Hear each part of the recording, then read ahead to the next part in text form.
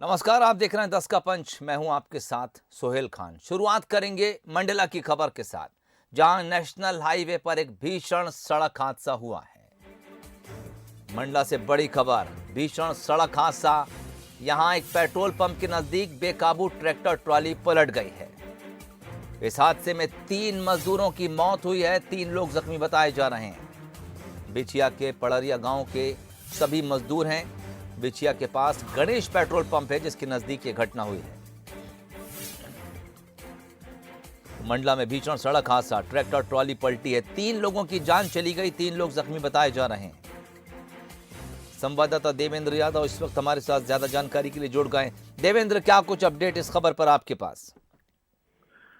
जी, मैं बताना चाहूंगा कि ये सारा मामला रायपुर जबलपुर के बीच बिछिया मार्ग का NH 30 हाईवे का है, जहां पे कि जो ट्रैक्टर में तकरीबन 7 से 8 लोग सवार थे और आते वक्त उसमें से जो दो अनियंत्रित होकर जो ट्रैक्टर है वो पलट गया, और जिसकी वजह से लगभग जो जानकारी हमें मिल पाई है कि 3 लोग घटना स्थल पे ही उनकी मौत हो गई है, और बाकी जो घायल लोग थे उन्हें किसी तरह से सामुदायिक स्वास्थ्य केंद्र बिछिया पहुंचाया गया है और अभी वो इलाजरत हैं। जी सोहेल।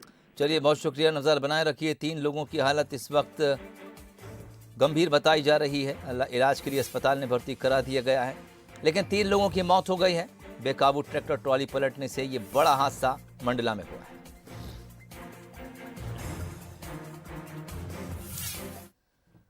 खबर अपराध से जुड़ी है। खबर राजधानी भोपाल से है। राजधानी में लगातार अपराधों का ग्राफ बढ़ रहा है। 2 सगे भाइयों की हत्या की कोशिश यहां पर की गई है।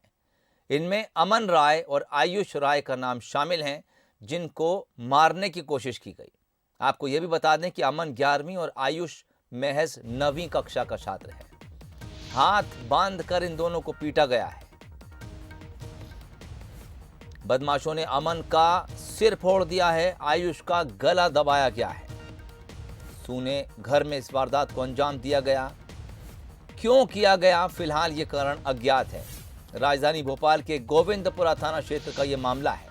दोनों जख्मी भाइयों को एम्स रेफर कर दिया गया है। घर की कुछ तस्वीरें सामने आई हैं। फर्श पर खून बिखरा हुआ है। इस बात से आप अंदाज लगा सकते हैं किस तरह से मारपीट की गई है। घर में घुसकर दोनों भाइयों को मारा गया है। 11वीं क्लास और 9वीं क्लास में पढ़ने वाले दोनों भाई हैं। एम्स में भर्ती कराया गया है। बदमाशों ने घर में घुसकर मारपीट की है। ये घटना क्यों अंजाम दी गई, फिलहाल इसकी जानकारी अभी नहीं मिल पाई है। पुलिस जांच कर रही है। कि ये आदर्श अमन ने 3000 रुपये जो एक्यूज है उसके खाते में ऑनलाइन बुलवा लिए थे अपने मामा से। वो पैसे ही वो दे नहीं रहा था। इसी बात को लेके आज वो पड़ोस में रहने वाला लड़का इनके घर में घुसा, छोटे भाई के साथ में मारपीट की और बड़े भाई के सिर में भी रॉड से मारा। इस तरीके से हेड इंजरी हुई है। घर में घुस के मारपीट करने पर से हमारे द्वारा 452 307 IPC का केस रजिस्टर्ड किया गया। इनके घर में घुस के मारपीट अटेम्प्ट टू मर्डर का केस रजिस्टर्ड किया। आरोपी जो लड़का जो साथ में खेलने वाला है, जो पड़ोस में रहता है, उसको गिरफ्तार कर लिया गया।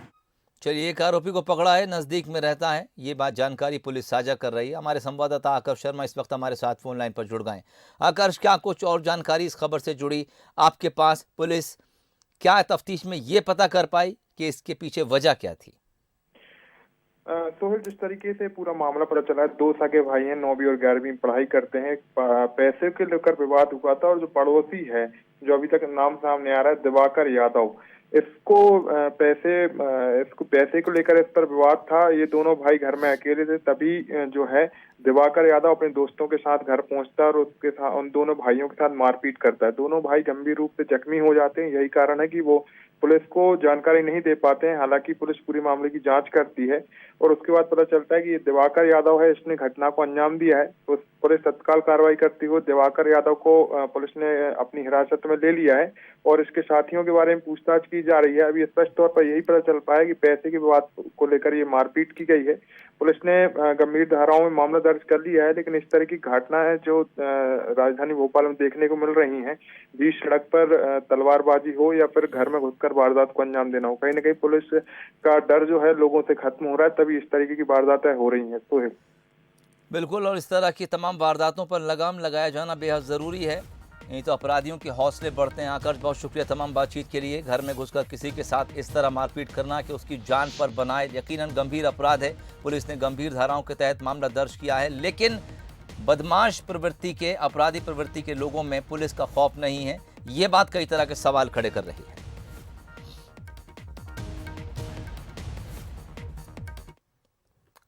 अगली खबर उज्जैन से है, जहां बंसल न्यूज की खबर का असर देखने को मिल रहा है।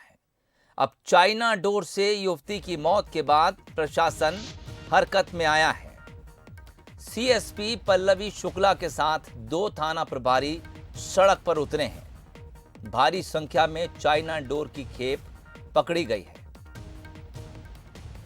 इस खबर को दिखाए जाने के बाद बंसल न्यूज ने उज्जैन एसपी से बात की थी और उज्जैन एसपी ने बंसल न्यूज पर यह आश्वासन दिया था कि वो इस मामले को लेकर कड़ी कार्रवाई करेंगे। और बंसल न्यूज की खबर का असर और एसपी साहब के वादे के मुताबिक उज्जैन में कार्रवाई शुरू हो गई है। सीएसपी पल्लवी शुक्ला सड़कों पर उतरी हैं, 2 थाना प्रभारी उनके साथ हैं। बड़ी संख्या में चाइना डोर की खेप उज्जैन में पकड़ ली गई है। संतोष कृष्णानी हमारे संवाददाता उज्जैन से इस वक्त हमारे साथ फोन लाइन पर जुड़ गए हैं।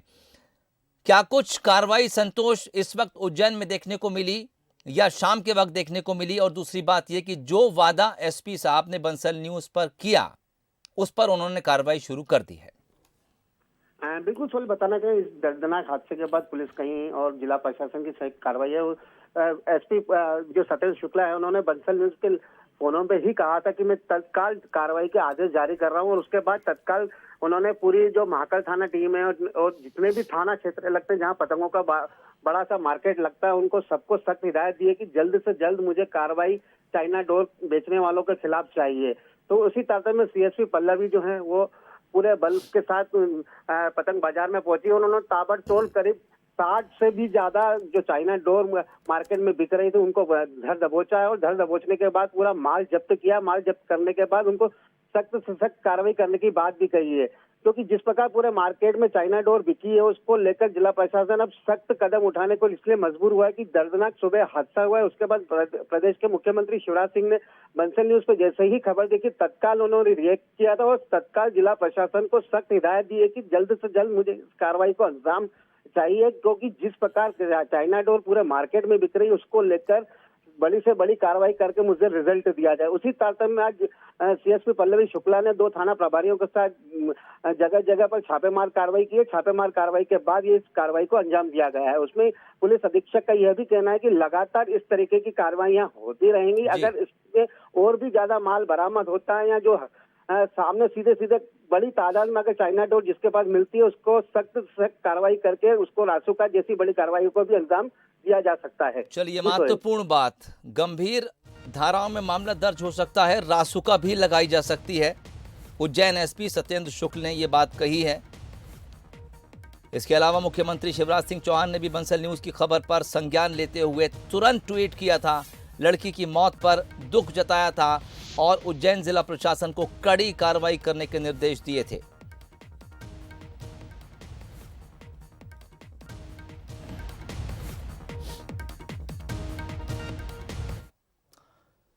नीमच की घटना पर नगरीय प्रशासन मंत्री भूपेंद्र सिंह ने संज्ञान लिया है। उन्होंने नीमच कलेक्टर और सीएमओ को कुछ निर्देश दिए हैं। नीमच में कुछ दिनों पहले कुत्तों ने लोगों और बच्चों को काटा था।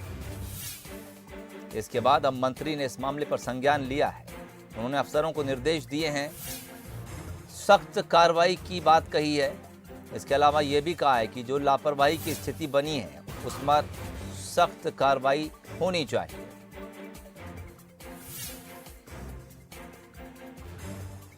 नीमच की घटना पर नगरीय प्रशासन मंत्री भूपेंद्र सिंह ने अफसरों को चेतावनी दी है। कड़ी कार्रवाई की बात उनकी तरफ से कही जा रही है। यहां पर आवारा कुत्तों ने कई लोगों और बच्चों को काटा था, उन पर हमला किया था। आपको बता दें कि ऐसी घटना एक बार पहले राजधानी भोपाल में भी हो चुकी है, जहां आवारा कुत्तों ने एक बच्ची को अपना निशाना बनाया था। इस तरह की घटना नीमच में आई और मंत्री भूपेंद्र सिंह ने उस पर एक्शन लेने की बात कही। अधिकारियों को उन्होंने फौरन कड़ी कार्रवाई की बात कही है और उनको चेताया भी है कि लापरवाही बर्दाश्त नहीं की जाएगी।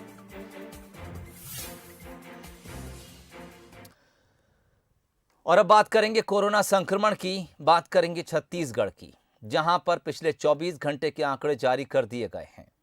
छत्तीसगढ़ में पिछले 24 घंटे के आंकड़े, जिसके मुताबिक अब 5,525 नए केस, 8 लोगों की मौत।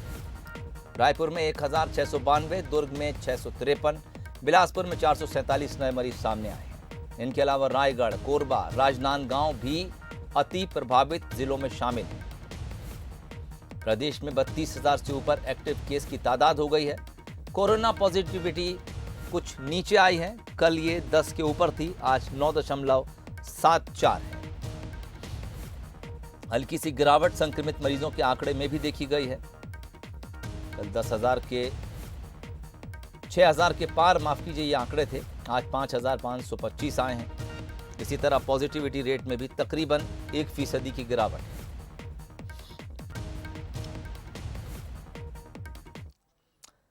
और अब बात कर लेते हैं मध्य प्रदेश की। मध्य प्रदेश में भी कोरोना का संक्रमण फिलहाल थमता नजर नहीं आ रहा है। 24 घंटे के लिए मध्य प्रदेश के जो आंकड़े जारी किए गए हैं वो तकरीबन छत्तीसगढ़ के बराबर, यानी 5,315 है।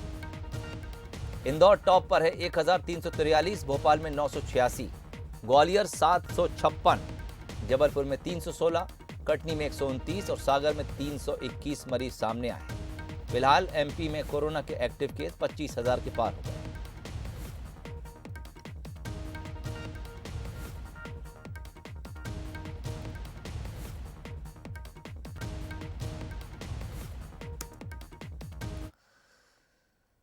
मध्य प्रदेश में कोरोना संक्रमण लगातार बढ़ रहा है और खबर है कि विधानसभा अध्यक्ष गिरीश गौतम भी कोरोना पॉजिटिव हो गए हैं।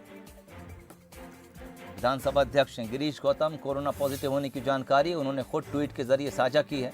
इसके अलावा लोगों से अपील की है कि जो उनके संपर्क में आए हैं वो भी अपना टेस्ट करा लें। इससे पहले कुछ विधायक और मंत्री भी कोरोना पॉजिटिव हो चुके हैं मध्य प्रदेश में, और अब विधानसभा अध्यक्ष गिरीश गौतम के कोरोना पॉजिटिव होने की खबर है। ट्वीट के जरिए उन्होंने ये जानकारी साझा की है।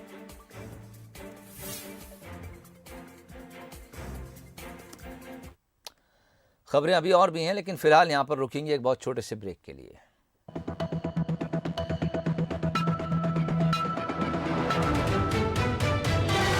ब्रेक के बाद आपका स्वागत है। चलिए अब आपको बरेली के ग्रामीणों की एक अनूठी पहल के बारे में बताते हैं, जिससे न सिर्फ आवारा मवेशियों की देखरेख हो रही है, बल्कि मवेशियों की वजह से हो रहे नुकसान को भी ग्रामीणों ने अब कम कर दिया है। देखिए पूरी खबर इस रिपोर्ट के जरिए। मवेशियों का ये झुंड, ग्रामीणों की ये भीड़। अगर इन तस्वीरों को देख आपको लग रहा है कि ये कोई पशु मेला है, तो ऐसा नहीं है। बरेली तहसील के गांव भौड़िया के ग्रामीणों ने इन आवारा मवेशियों को एक जगह इकट्ठा किया है। लेकिन अब आप सोच रहे होंगे, आखिर क्यों? दरअसल ग्रामीण इन गायों से जहां परेशानी उठा रहे थे, वहीं ग्रामीणों को इन गायों की चिंता भी थी। कई गाय खेतों में घुसकर फसल को बर्बाद कर चुकी हैं, तो कई गायों का झुंड गांव से लगे नेशनल हाईवे में वाहनों की चपेट में आ चुका है। जिसके बाद ग्रामीणों ने पहल करते हुए गायों को इकट्ठा किया और गांव के घर घर जाकर एक एक गाय को बांध दिया। एकत्रित होकर यह निर्णय लिया है कि सभी लोग एक एक गाय अपने अपने घर पे बांधेंगे, जिससे फसल नुकसान तो बचेगा ही, उसके साथ साथ नेशनल हाईवे पर जो गौ हत्या प्रतिदिन होती है उससे बचाव होगा। दुर्घटना और अपनी फसलों को गौ माता से बचाने के लिए शुरू की गई यह अनोखी पहल अब आसपास के इलाकों में चर्चा का विषय बन चुकी है। हर तरफ इस पहल की तारीफ हो रही है, तो वहीं करीब 125 आवारा मवेशियों को बांधा गया है। आवारा पशु है, इसको प्रत्येक एक किसान एक एक गाय बांधेगा। इससे जो है आए दिन जो रोड पे जो हत्या हो रही है और जो वाहन चालक हैं उनको भी नुकसान पहुंच रहा है। कई बार तो मृत्यु हो गई है लोगों की। इसके बाद गाय को भी ये है कि एक्सीडेंट बहुत हो रहे हैं, इससे गाय को भी नुकसान हो रहा है, किसी का पैर टूट जाता है। अक्सर ये देखा जाता है जब भी मवेशी से किसी की फसल बर्बाद होती है या सड़क दुर्घटना में मवेशी की मौत होती है तो लोग सिस्टम पर दोष मढ़ने लगते हैं। लेकिन भौड़िया गांव के ग्रामीणों ने मिसाल पेश करते हुए इस समस्या का खुद ही हल खोजा, जिससे न सिर्फ उनकी फसल बर्बाद होने से बच रही है बल्कि आवारा मवेशियों की देखरेख भी हो रही है। रोहित चौधरी, बंसल न्यूज, बरेली। अपने लिए सुंदर आशियाने का सपना तो हर कोई संजोता है और इस सपने को पूरा करने के लिए वो दिन रात एक भी कर देता है। लेकिन दुनिया में कुछ लोग ऐसे भी हैं जिन्हें आसमान में उड़ने वाले परिंदों की भी फिक्र होती है। देखिए कौन हैं वो लोग इस रिपोर्ट के जरिए। इसे देखकर कहीं आप धोखा तो नहीं खा गए? ये कुतुब मीनार नहीं बल्कि कुतुब मीनार जैसा दिखने वाला ये घर दरअसल परिंदों का नया आशियाना है। इसे बनाने की पहल बदनावर शहर के गौमाता सेवा संस्था के सदस्यों ने की है। इसके लिए सोशल मीडिया पर मुहिम भी चलाई गई और देखते ही देखते दानदाताओं का सहयोग मिलने लगा। पक्षी घर बनाने का संकल्प इसलिए लिया हमने कि अधिकतर पेड़ पौधे कटने के कारण पक्षी इधर उधर भटकते हैं और अधिकतर किसान दवाई छींटते हैं खेतों में, इसलिए पक्षी की अधिकतर मौतें हो रही है और पक्षी की रहने की व्यवस्था बहुत कम है। इसलिए हमने पक्षी घर बनाने का संकल्प लिया।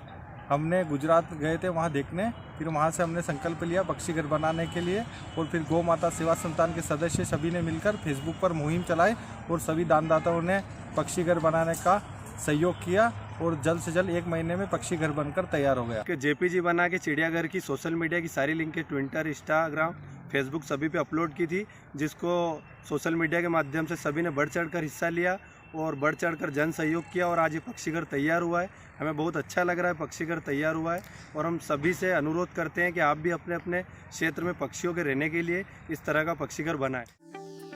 पक्षियों के लिए बनाए गए 60 फीट ऊंचे इस आशियाने को 7 स्टेप में बनाया गया है, जिसमें 650 घोंसले हैं। इसमें करीब 2000 परिंदे अपने परिवार के साथ सुरक्षित रह सकते हैं। 6 लाख की लागत से बने इस अनोखे पक्षी घर को बनाने में लगभग 1 महीने का समय लगा है।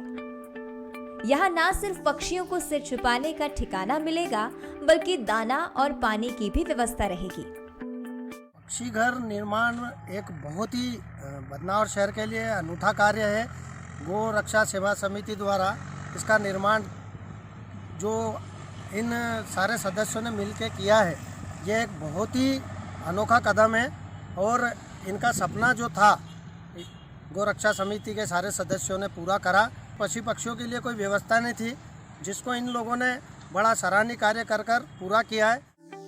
आज जहां लोगों के अंदर की मानवीयता खत्म होती जा रही है, ऐसे में परिंदों के लिए किया गया ये प्रयास वाकई काबिले तारीफ है, जिसे न सिर्फ लोगों का सहयोग मिला बल्कि इसे देखने वाला हर शख्स इसकी तारीफ करते नहीं थक रहा। ब्यूरो रिपोर्ट के साथ Manoj Solanki, Bansal news, Badnawar. South Africa series में शर्मनाक हार के बाद विराट कोहली ने टेस्ट से कप्तानी छोड़ दी है। उन्होंने शनिवार शाम एक स्टेटमेंट जारी कर इस बात की सूचना दी। विराट ने कहा कि मैं हमेशा अपना 120% योगदान देना चाहता हूं। अगर मैं ऐसा नहीं कर पाता तो ये गलत होगा। मैं इस बात को लेकर एकदम स्पष्ट हूं और मैं अपनी टीम के साथ बेईमानी नहीं कर सकता। विराट कोहली ने कहा कि टीम को सही दिशा में ले जाने के लिए मैंने 7 साल तक हर दिन कठिन परिश्रम किया। मैंने अपना काम पूरी ईमानदारी के साथ किया और इसमें कोई कसर नहीं छोड़ी। हर चीज़ को किसी न किसी मोड़ पर रुकना ही होता है और टेस्ट टीम के कैप्टन के तौर पर मेरे लिए रुकने का यही समय है। वहीं विराट कोहली के फैसले का बीसीसीआई ने भी स्वागत किया है।